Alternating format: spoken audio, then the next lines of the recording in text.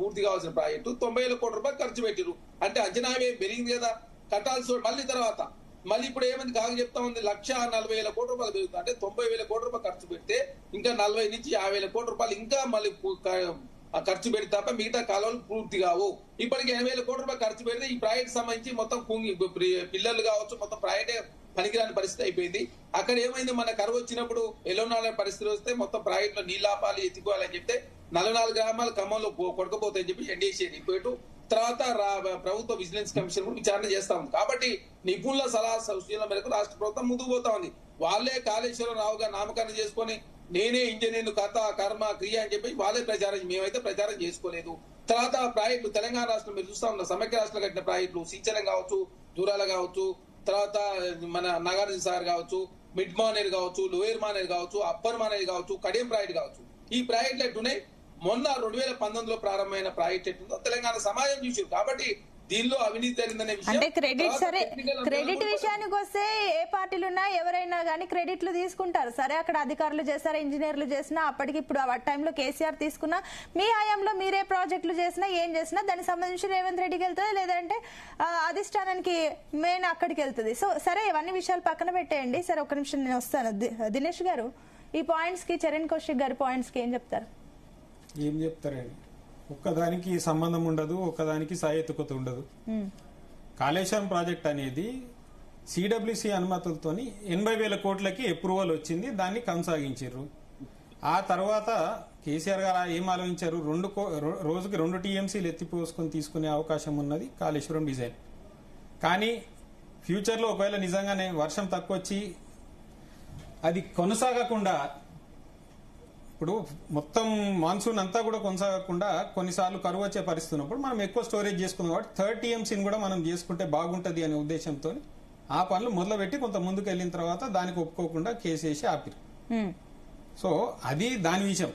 వీళ్ళు మాట్లాడేది ఇంతకే అవుతుంది, లేకపోతే దాని అంచనాలు పెరిగినాయి అంటే అవన్నీ కూడా సెంట్రల్ వాటర్ కమిషన్ ఒకటైతే వాస్తవమే కదా. సరే ఇప్పుడు ఇంత కరెంటు బిల్లు కానీ వాడినా వాడకపోయినా ఇన్ని వేల కోట్లకు సంబంధించి ఇన్ని కడుతుంది ప్రభుత్వం, ఇప్పటికీ కడుతుంది అని చెప్పేసి చారణ దానికి బారణ మసాలా అన్నట్టుగా ఇంతగానో మేము చేస్తున్నాం అని చెప్పేసి క్లియర్ గా చెప్తున్నారు కదా. మరి అవన్నీ ఎందుకు ఆలోచించలేదు? ఇప్పుడు మీరు నాకు ఇప్పటికిప్పుడు రాష్ట్రంలో ఉన్న ప్రాజెక్టులలో నీటి నిల్వలు ఎంత చెప్పండి, ఎల్నినో వస్తుంది మనకి. రాష్ట్రంలో ఇప్పుడున్న ప్రాజెక్టులలో నీటి నిల్వలు చెప్తారా వీళ్ళు మాట్లాడేటోళ్ళు ఎవరైనా? నేను చెప్పనా ఈ రోజున్న పరిస్థితి? శ్రీరామ్ సాగర్ పూర్తి కెపాసిటీ 80 టీఎంసీలు, ప్రస్తుతం ఉన్నది కేవలం 43.3, అంటే సగం. నృసింహ సాగర్ 11.39 టీఎంసీలు, ఈ రోజున్న నీటి నిల్వ శాఖ 0.52 టీఎంసీ, అంటే 1 టీఎంసీ కూడా లేదు. కొండపోచమ్మ 15 టీఎంసీల సామర్థ్యం ఉంటే ఈ రోజు ఉన్నది కేవలం 6 టీఎంసీలు దానిలో. మల్లన్న సాగర్ 50 టీఎంసీల కెపాసిటీతో ఉంటే కేవలం 13.7 మాత్రమే ఉన్నది. ప్రస్తుతానికి ఎల్లంపల్లి దగ్గర నీటి ఫ్లో ఎంత ఉందంటే కేవలం 4,000 క్యూసెక్కుల ఫ్లో మాత్రమే ఉన్నది.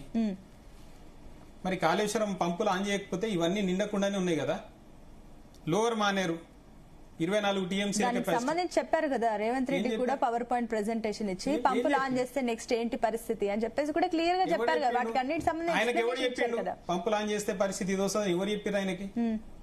ఎన్డీఎస్ఏకి లేఖ రాసిండు. ఎన్డీఎస్ఏ ఏం చెప్పింది, మాకేం దీంతో సంబంధం లేదు అన్నది. అన్నారం సుందిల్లా కొట్టుకపోతాయని కూడా మాటలు మాట్లాడిరు. నేను ఈ రోజు మీకు ఒక డాక్యుమెంట్ ఇస్తా, చదవండి ఇది. ఒక నిమిషం దీని గురించి క్లారిటీ ఇస్తారు చరణ్ కౌశిక్ గారు. మీరు చదవండి ఇది, మీరు ఆన్లైన్ చదివించండి, నేను చెప్పేది కాదు. శాసన మండలిలో దాని గురించి మీరు చాలా చెప్పారు కదా, ఇది వ్యర్థము, ఇది కాదు, జరుగుతలేదు, దీనిలో ముందుకు పోతలేవు అన్నారు కదా. నేను శాసన మండలిలో కాంగ్రెస్ పార్టీ అనుబంధ సభ్యుడు కోదండరామిరెడ్డి ప్రొఫెసర్ ఎమ్మెల్సీ ఆయన అడిగిన ప్రశ్ననే ఏ రోజు ఇది అంటే అది కూడా చెప్తా. 17 మార్చ్ 2025 ఆయన అడిగిన ప్రశ్న, whether it is a fact that experts opined that Sundilla and Annaram barrages may also collapse as Medigadda barrage. అంటే అన్నారం సుందిల్లా కూలిపోయే పరిస్థితి ఏమన్నా ఉన్నదా అనుకుంటా ప్రశ్న అడిగాడు. నీటిపారుదల శాఖ మంత్రి సమాధానం చెప్పిండు. నీటిపారుదల శాఖ కాంగ్రెస్ మంత్రి కదా, నో సార్ లేదు, అవకాశం లేదు అనుకుంటా.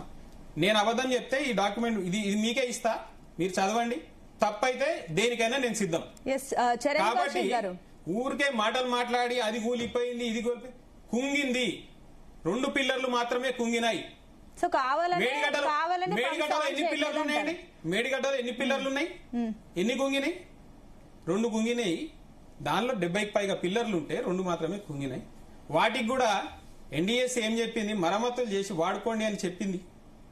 అది చేస్తలేరు. ఎందుకు?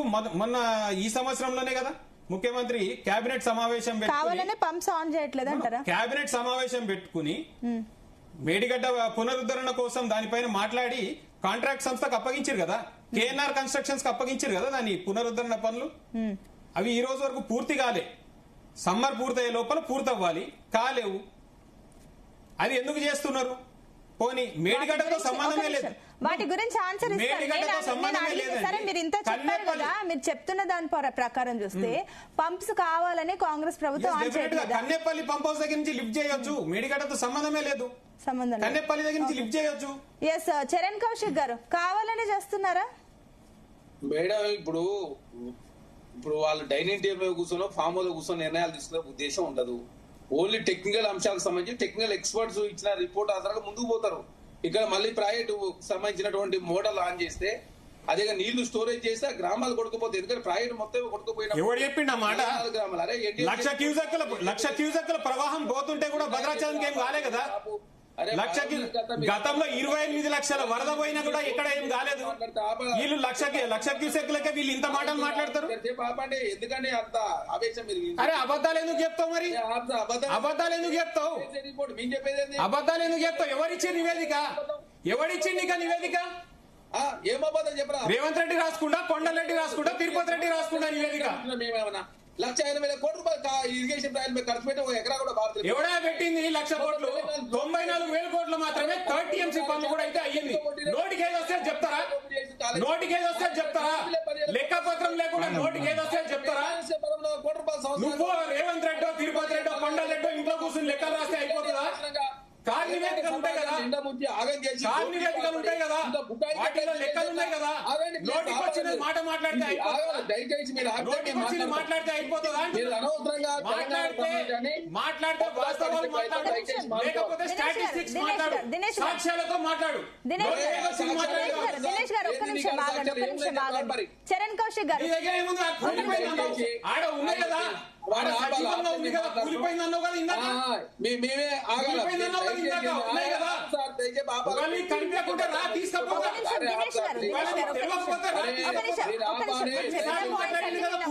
కూలిపోయిందని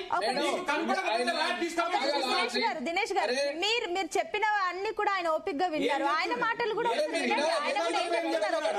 ఆయన వాదన విన్నారు. ఒక్క నిమిషం ఆగండి, ఒక్క నిమిషం. చరణ్ కౌశిక్ గారు please come to the point అండి. చెప్పండి మేడం. ఇక్కడ తెలంగాణ రాష్ట్రంలో ఇప్పుడు మేము చెప్పే ప్రతి వర్డ్ సెంట్రల్ వాటర్ వర్క్స్ సంబంధించి కావచ్చు, కమిషన్ కావచ్చు, తర్వాత ఎన్డీఎస్సీ రిపోర్ట్ కావచ్చు, నిపుణులు ఇచ్చినటువంటి రిపోర్ట్లు కావచ్చు, టెక్నికల్ అంశాలకు సంబంధించిన అంశాలు మేము మాట్లాడుతాం. మేమేదో వేగేది మాట్లాడుతులే. మేమే ఇంజనీర్ కథ కర్మ క్రియ మాకు మించిన ఇంజనీర్ ఎవరు ఉన్నాయని చెప్పి ప్రయారిటీ కట్టి మేము ఈ మధ్యకాలం ఇంజనీర్లతో కూడా ప్రెస్ మీట్ పెడుతున్నారు కదా. ప్రెస్ మీట్ ఏం చెప్తా ఉన్నారు ఇంజనీర్లు? ఆ ప్రాజెక్ట్ సంబంధించి నీళ్ళు ఆపితే ప్రమాదం అవుతుందని చెప్పేసి మేము ఇచ్చిన రిపోర్ట్ కాదు, ఎన్డీఎస్సీ ఇచ్చిన రిపోర్ట్, అది మేము ఇచ్చిన రిపోర్ట్ కాదు.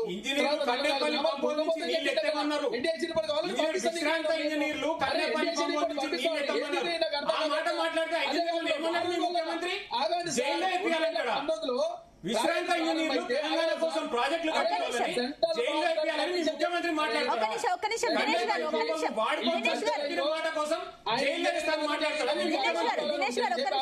చరణ్ కౌశిక్ గారు ఒకటి ఎన్డీఎస్ అయితే మనం క్లియర్ గానే చెప్పింది కదా. సరే, ఉత్తమ్ కుమార్ రెడ్డి లెటర్ రాసిన తర్వాత కూడా క్లియర్ గా క్లారిటీ ఇచ్చింది. జాగ్రత్తలకు సంబంధించి సూచనలు బట్టికే మేము చేస్తాం గానీ నీళ్లు వదలాలా వద్దా అన్నది రాష్ట్ర ప్రభుత్వ డెసిషన్ ఆల్రెడీ క్లియర్ గా చెప్పలేదా? ఎవరు చెప్పారు? మీరు ఒకసారి చెక్ చేసుకోండి రిపోర్ట్, ఒకసారి చెక్ చేసుకోండి. సూచనలు 12 నుంచి 44 గ్రామాలు ఈ టెక్నికల్ అంశాలకు సంబంధించి మీరు ఎక్స్పర్ట్ కాదు, నేను కాదు, వాళ్ళు కాదు. ఇప్పుడు నిపుణులు చెప్తా ఉన్నారు, మేము ఇప్పుడు నిపుణుల సలహా సూచనల వరకు ముందుకు పోతాం తప్ప ఏదో బీఆర్ఎస్ పార్టీ చెప్పండి.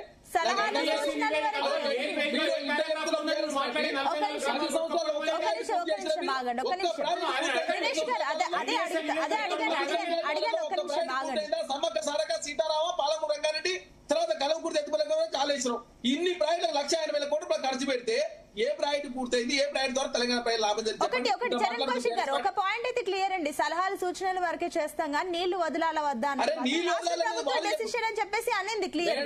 దయచేసి ఈ అంశానికి సంబంధించి దయచేసి చెప్పాలా, ఇక్కడ అక్కడ విజిలెన్స్ విచారణ జరుగుతా ఉంది. నిపుణుల సలహా సూచన మేరకు మాత్రమే ముందుకు పోతారు తప్ప కేసీఆర్ లాగా అనవసర నిర్ణయాలు తీసుకొని ప్రజలు ఇబ్బంది పెట్టే ఉద్దేశం కాంగ్రెస్ ప్రభుత్వం లేదు. ప్రజలు ఇబ్బంది పెట్టే ఉద్దేశం కాంగ్రెస్ ప్రభుత్వం అనుకుంటే ఈ ప్రాజెక్ట్ సంబంధించిన అంశం విషయంలో టెక్నికల్ అంశాలకు సంబంధించి ముందుకు పోతే రేపు 44 గ్రామాల ఖమ్మంలో కొట్టకపోతే ఎవరు బాధ్యత వహిస్తారు? బీఆర్ఎస్ పార్టీ బాధ్యత వహిస్తుందా? అర్థం ఉందా అండి?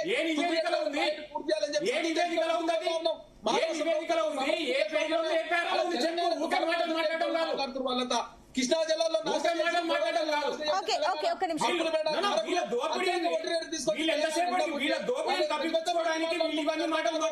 ఎక్కడ మీ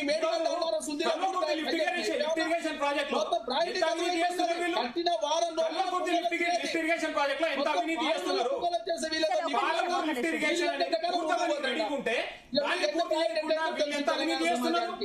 కాబట్టి దయచేసి అనవసరమైన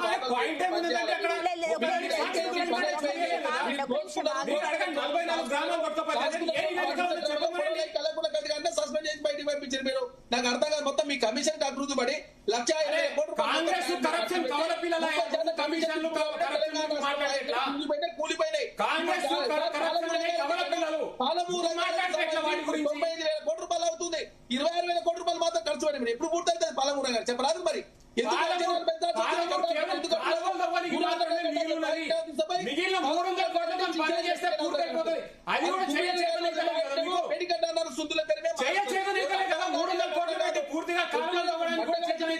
తప్ప ఏ ప్రాజెక్ట్ పూర్తయింది?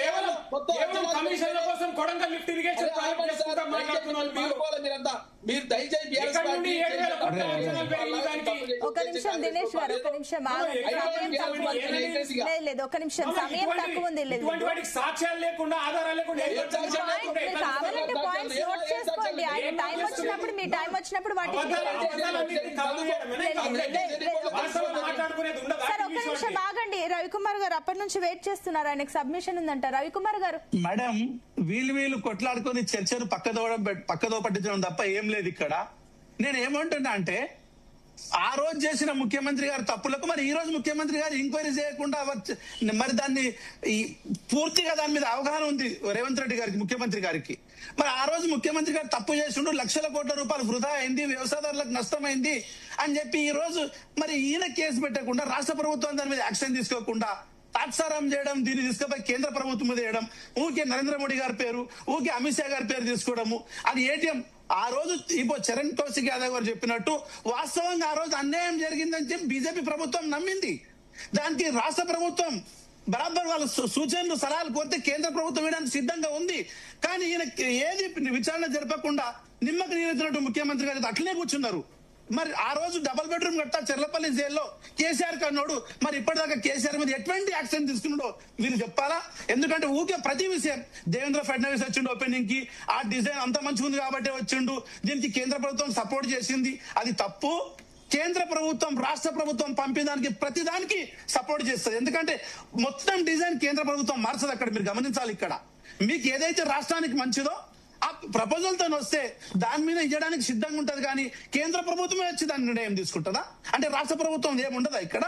అనవసరంగా మీరు central government Bharatiya Janata party ప్రభుత్వాన్ని బదనాం చేయడం తప్ప ఇంకేం లేదు. కాబట్టి నేను ఒకటే కోరుతున్నా, ఇప్పుడు ఖచ్చితంగా ఆ రోజు జరిగిన అన్యాయాన్ని ఈ రోజు కోర్టు పరిధిలో ఉన్న ఈ రోజున్న ముఖ్యమంత్రి గారు దాని మీద విచారణ కమిటీ ఎన్నేసినా తదుపరిగా ఏంటంటే అంతిమ లక్ష్యం దీన్ని వీళ్ళందరినీ జైలుకి పంపాల్సిందే. తప్పు చేసిన వదలొద్దు. నాదొక ప్రశ్న ఉన్నది మీకు. తప్పు నాదొక ప్రశ్న చేసిన ఉన్నది. వదలొద్దు. ఇందులో కేంద్ర ప్రభుత్వం ఏం నాకు తప్పు ఉంది? ఒక చిన్న ప్రశ్న ఉన్నది. దానికి సమాధానం ఒక్క నిమిషం అన్న, మీరు చెప్పంగా చిన్న ప్రశ్న ఎక్కువ అడగండి, ఎక్కువ అడగండి. చిన్న ప్రశ్న మాట్లాడండి. నేను చెప్పంగా ఒకటే ఒక 10 సెకండ్లు. మీరు వినాలి.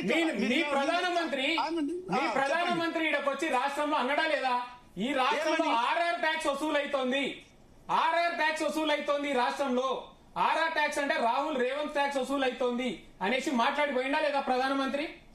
మాట్లాడుండొచ్చు, నేను మరి ఆర్ఆర్ ట్యాక్స్ వసూలైతున్నప్పుడు దానిపైన విచారణ ఎందుకు చేస్తలేదు కేంద్ర ప్రభుత్వం? రాష్ట్రం ఏం చేస్తుందండి?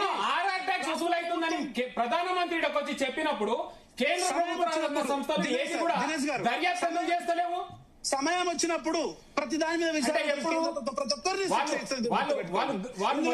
మొత్తం ఎంత వసూలు చేసుకోవాలి అంత చేసుకున్న తర్వాత చేస్తారు, అప్పుడు దాకా చేయరా విచారణ? ప్రతిదానికి కేంద్ర ప్రభుత్వం దగ్గర ప్రతిదానికి లెక్క ఉంటది. ఏం లెక్క ఉన్నది? వడ్డీతో సహా అవినీతి చేస్తున్నారని మీరే చెప్తున్నారు, విచారణ ఎందుకు చేస్తలేరు? ఆర్ఆర్ ట్యాక్స్ అవినీతి జరిగింది, ఈ రోజు కూడా అవినీతి చేస్తున్నారని ప్రధానమంత్రి చెప్పిండు కదా. ప్రధానమంత్రి ఆర్ఆర్ ట్యాక్స్ వసూలు ఆగండి, సమయం తక్కువ. ఆయన పాయింట్ చెప్పారు, అడిగారు.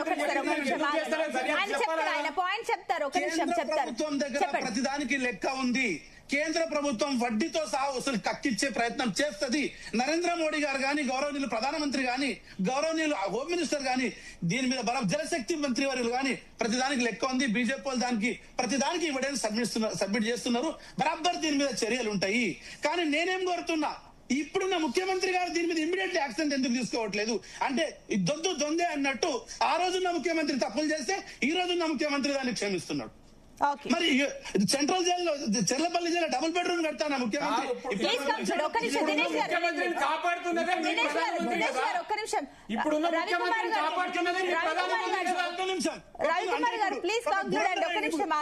ఒక్క నిమిషం మేడం.